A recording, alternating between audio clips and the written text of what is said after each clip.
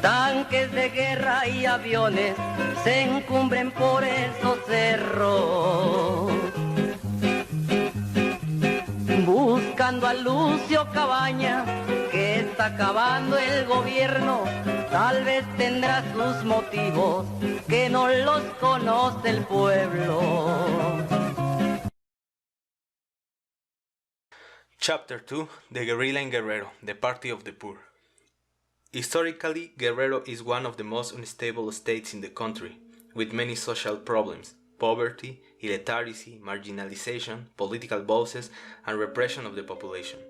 This provoked an immense social mobilization by peasant and urban sectors, specifically in the cities of Acapulco and Chilpancingo in 60s and 70s of the last century.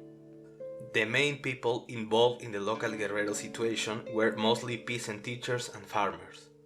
The latter were the most affected by the repressive policies of the then governor Raúl Caballero Aburto. One of the cases of repression occurred in the 1960 student movement, where different political sectors organized themselves in the Guerrero civic movement with the purpose of removing Caballero Aburto from the government. The mobilization resulted in his resignation and apparent democratization of Guerrero. However, with the PRA leadership and presidential orders, Arturo Martínez Adame was elected as interim governor, and he tried to corrupt the citizen mobilization by continuing with the repressive policies of his predecessor. Subsequently, Raimundo Abarca Alarcón was elected governor from 1963 to 1969. His government was marked by an increase in violence and corruption. This is the period when the Guerrero Civic Association was most attacked. The Guerrero Civic Association was an organization led by Genaro Vázquez Rojas, who was imprisoned through an illegal process and held in the Iguala prison in 1966. In 1968, he escaped from prison and formed what would become the National Revolutionary Civic Association. This political military group chose the armed route as the only solution for the real democratization of the country and Guerrero.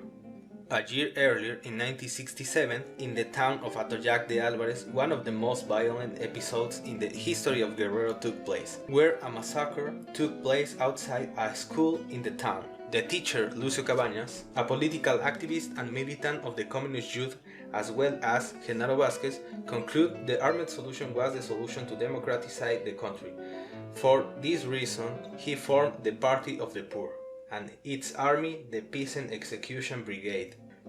During the following years, the Party of the Poor was strengthened by family networks that somehow provide a support base to continue the armed conflict, especially in the highlands, becoming a headache for the Mexican state, which constantly sent troops to Guerrero highlands, confronting the guerrilla on several occasions. On May 30, 1974, the organization kidnapped the candidate for governorship of Guerrero and close friend of President Luis Echeverría, Rubén Figueroa, who tried to negotiate with the Party of the Poor so that they would go into Figueroa's service for an agreed sum of money. However, Lucio Cabañas refused and arrested him together with his secretary and Figueroa's nephew. This kidnapping would represent the beginning of the end of the organization since, for several months, the guerrilla was persecuted by the Mexican army.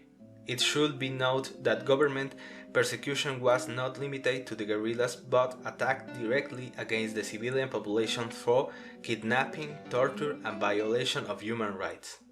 An exemplary case is that the community of El Quemado, where most of the population was violated by the army. On September 8, 1974, Rubén Figueroa was freed thanks to a millionary amount guaranteed by the Figueroa's family and the PRA to guarantee his life. With the organization weakened, Lucio Cabañas' group is ambushed in the highlands and is assassinated by an army troop on December 2, 1974. After the death of Lucio Cabañas, the organization entered a period of withdrawal, but continued working with the peasants, until 1984, when it merged in Procup, becoming Procup PDLP.